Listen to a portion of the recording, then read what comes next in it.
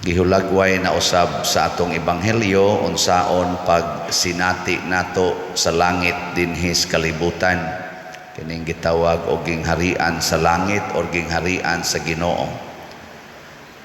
Kining gingharian sa Ginoo naa diha ang tinuod ug way katapusan nga kalipay.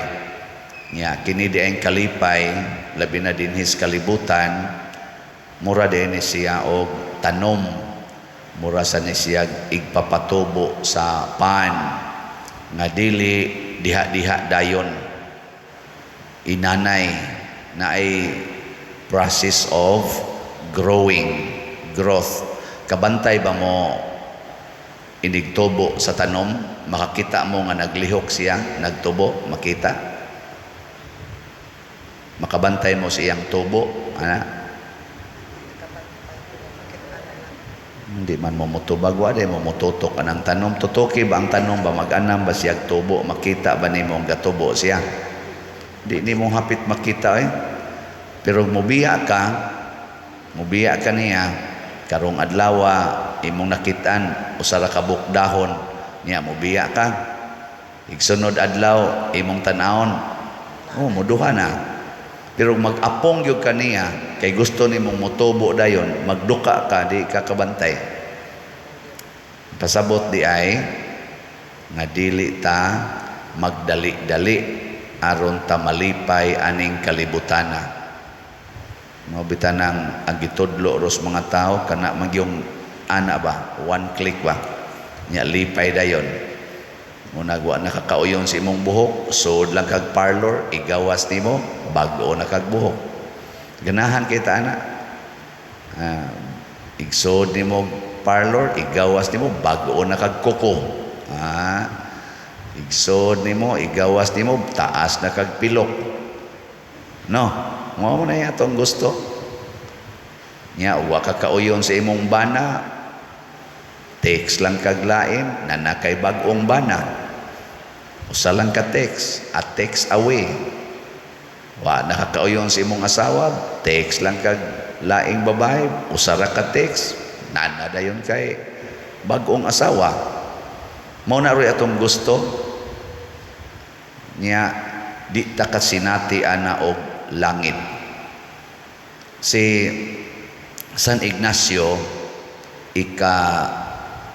kamanghuran ni siya sa 13 ka managsuon. Ma-imagine nato kung unsay kalisod sa ginikanan nga 13 ka buk-anak.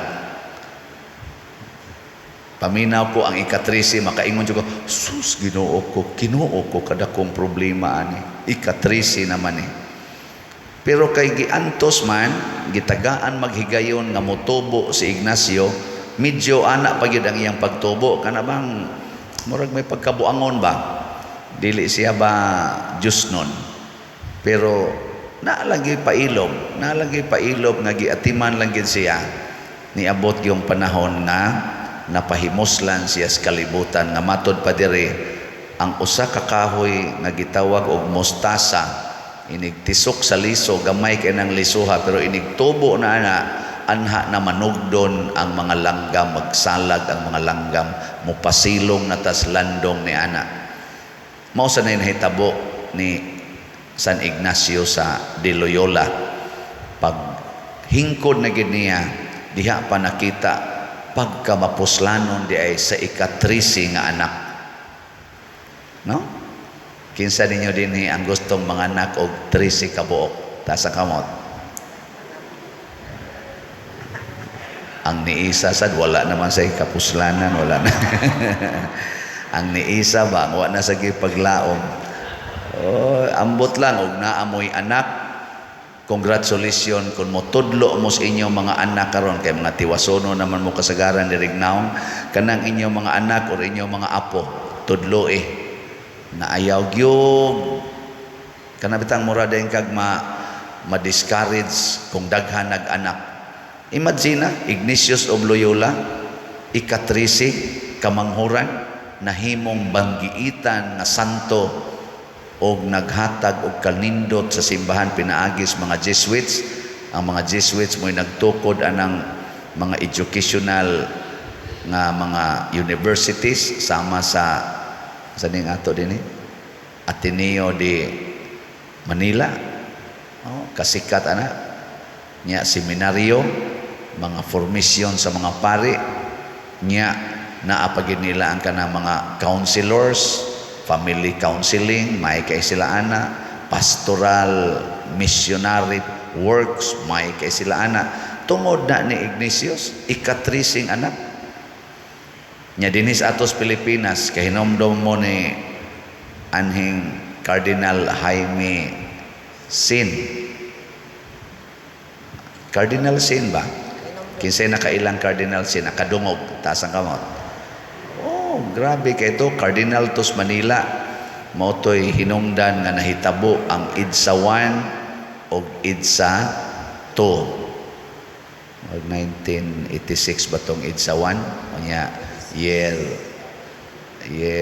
2000 or 2001 ba itong IDSA 2?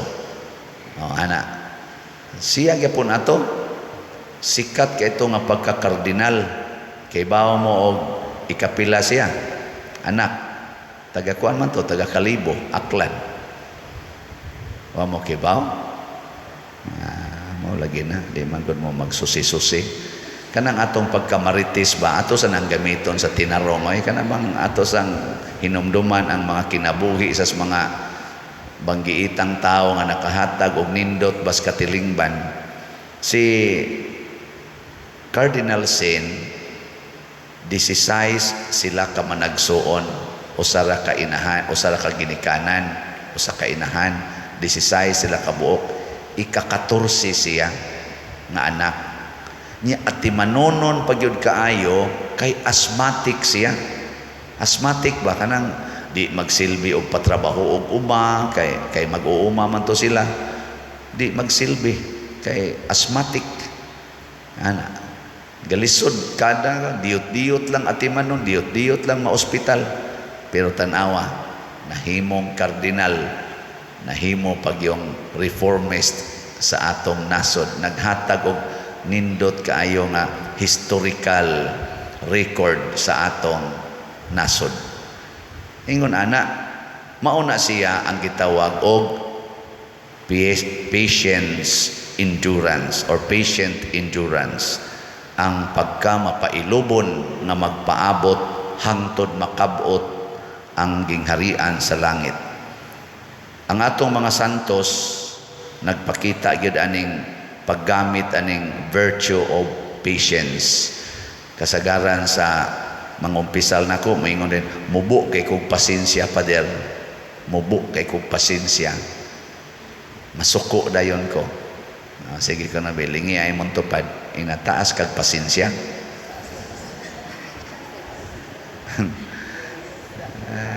Kasagaran, mubo kay pasensya.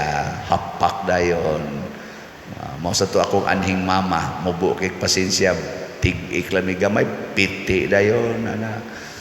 Sopak lang gamay, ikaduhang igham, piti na slatos. Ana. Kusi dayon. Ana, mao man ato impatience. Nya gatuo ta nga kanang impatience makausab dayon sa kahimtang kini manggong goodness, kani bang kamaayo. Dili na siya sama sa kadautan. Ang kamaayo, inanay nga mo paila sa iyang kaugalingon. Ang kadautan, outright gina, bang, ana din na, ang kadautan ba? Pero ang kamaayo, inanay kaya na siya. Mura laging adlaw, maay man ang adlaw, tanawa, di ba, inig silang, inanay, ana. Ang tanom, maayo man na siya, inanay ka ng tubo. Pero tanawa ng lunop, flash flood, di ba? Bang! Kausara ka patay na yun. Kanang makras ang eroplano, bang! Bangga ang sakyanan, bang! Kanang maadi ka, suyop, hay dayon ka, suyop ni mo, hay dayon. Kana dayon mga premarital sex, inig tukhang, suka-suka dayon. Dali lagi kayo. Pero ang mga maayo, buhat, sama nang mo graduate kag kurso, mo agi pa kag kinder, mo agi pa kag grade 1, grade 6, grade 10, grade 12, first year college, hangtod fourth year, basta kapuya kada adlaw siging report sa eskwelahan. Kapoy. Pero kung pasensyoso ka, maabot gid ka sa anang maayo. Sa unang pagbasa, ang mga tao nakasala katong mga kauban ni Moises. Nganuman, si Moises nag-standby og 40 ka adlaw dito ibabaw sa bukid sa Sinai. Dili na nila makita dito sila sa ubos. Wa na tay Ginoo. Maghimo na lang tag atong Ginoo. Kay may nang doon na gid tay Ginoo. Nakasada yung sila. May gani si Moises kay pasensyoso kaayo. Bunga sa to sa iyang encounters Ginoo. Ang sa mayang gisulti, pusdak to niyang unang gisuwat sa Ginoo nga 10 commandments, saka siyag balik, ngayo na sad siyag ikaduhang gisuwat sa Ginoo, unya iyang gihangyo ang Ginoo, pasensyahi in taon kining mga tawhana. Kung di jud ka kapasensya niya Ginoo, ako nalay patya. Matod pa niya, papasa na lang ng akong ngan diha sa basahon sa kinabuhi. Ningon ang Ginoo, dili nako papason ang imongan kay buutan man ka, kadtong nakasala mo'y akong papason. Pero kay naaman ka nga mo pasensya nila, dadaan ang mga tawhana ngadto sa akong gisaad nga lugar, pero silutan gina nako sila inig-abot sa saktong panahon. So kining atong pagka dili mo pasensya, musangko nig silot. Pananglitan kaning ato din gibuhat nga sige tagbaligya aning slot. Hinay kayong halin, no? Hinay ba di gusto mo itong gunahon na biya sa tako nga sus ikaugma ka no, nindota kag mahurot na ni kahalin ang slots. Pero inanay jud kayo, gitudluan kita sa Ginoo nga hinay lang. Ay kay pagdali kay madagma man ka nang magdali, dagan kag maayo, posible man nga madapsot ka. Hinay lang. Na inanay lang. Pero nagihalin. Atong gahapon sa increase sa atong halin sa atong slots. Pila na may atong halin karon sa SBF DAG niabot na og 37,205 ka slots. Pakpak. Hinay lang. Gikan sa 76,000 atong gibaligya originally, karon 38,795 na lang. Nagkaubos. Hinay lang. Sige sa mong palit, hinay-hinay sa mong palit, kada semana palit mo usa ka slot, hinay lang ba? Pero kining akong 4 slot challenge, di ni madag hinay-hinay, kay karon man siyang August 6 kutob, na dool na malang kinutuban ani, karon namang Domingo. So nanasad tay 4 slot challenge, niabot na sad og 1,143 kabuok ka 4 slot challenge. Pakpakan sa gyapon nato ni sila. Ang importante di ay kaning tao nga pasensyoso or pasensyosa maka-appreciate sa matag increase of goodness. Dili dayon mangandoy o kanang dako. Maka-appreciate ta sa ginagmay nga mga kausaban sa tao. Pananglitan imong bana palainom kayo. Ayaw ingna hunong anang imong inom ha. Ayaw ingna lang ha nindot untag mo hunong kas imong inom, imong paghubog-hubog. Nya ang imong bana after mga 1 year nimong sinulti ani, nindot unta mohunong kas imong inom, imbis makahurot siya og usa ka case nga beer. Pila man nakabuko sa ka case 24. 24 iyang mahurot kada semana. After 1 year 23 na lang kabuok. Di ba? Nya unsa may imong isulti? Ay, praise the Lord, nakadisiplina na gyud ka. At least usa ka tuig nakadisiplina usa ka botelya. Mo nay patience. Pero mo ka, yan inom gyapon ka. Ako na jud gipaningkamutan. Nihinay jud ko sa kunin. Hinay, naong nimo. Hubog man gyapon ka. Pero wani mo ipha pila ka botilya ang yang giinom sa una. 24 to yang mahurot karon 23 na lang. Imong bana nangabit. Hunong na nimong pangabit. Di ka mo buwagan giti ka. Ayaw, ingna nindot untag mo hunong ka ng imong pagpangabit. Ana. So after mga 10 years nimong sinulti, 10 years imbis nga muadto siya siyang kabit kada semana, muadto na lang siya kaduha kada buwan. Oh, di ba? Okay na kay na. Di ka mo appreciate ana. Oy, hasta inig tiks-tiks, masuko pa man ka. Di na gino na maulian. Pero ngayon ka, ay salamat, imbis 4 times a month, nahimo na lang twice a month. Praise the Lord, na agyo'y kausaban. After 10 years, nimong pailog niya. Di ka ka-appreciate na. Oy. Oh, tanawa. Wagin mo ana. Di ay?